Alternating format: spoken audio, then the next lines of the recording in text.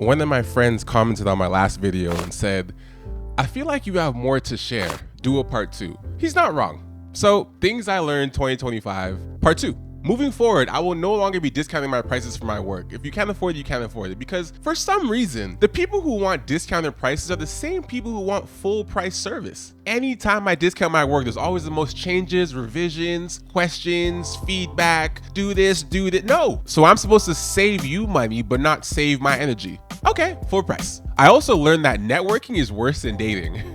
Hear me out. We all know dating environment right now is not the best, but networking is worse than dating. Networking is the most interesting form of interactions. Let me give you an example. You go out to an event, you're networking, right? You meet somebody, you're like, oh, dope, what do you do? Oh, okay, cool. What do you do? Oh, nice. We should exchange phone numbers or information, whatever. Yeah, cool, yeah.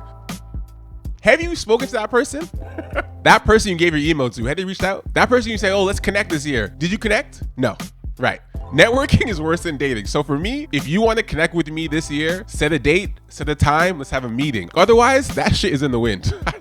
It's cap. We all know social media is just a glimpse into our lives. It's not the full picture. And it never shows you in a bad light. It only shows your wins. But if you're trying to grow your brand or grow your product or your service, wins aren't relatable. Nobody cares about the wins. You need to show how you got there. I started sharing a lot more of my process this year, things behind the scenes, the ins and outs, my writing process, my editing process. And it actually led to more people engaging with me and actually being curious about what I do. Yeah, the wins are great. Shooting big brands and celebrities, going to the Grammys, you name it. It's dope. But how did you do it? How did you get there? Teach me. Once I started viewing my business from a place of education and teaching and knowledge, it actually did help my brand. Another thing I learned this year was how to love. Yeah, my daughter is teaching me how to love. I've obviously dated people before in the past, and I've said I've loved you to certain people, but I never really loved like this. This is a different version of love, and actually probably my purest version of love. And I'm learning it being a father, being a girl dad specifically. I'm not the most emotional person, I'm not the most empathetic person, at least I can say I haven't been, but I've definitely become that for her. And if anything, it will probably help me moving forward in my new relationships because now I know how to be.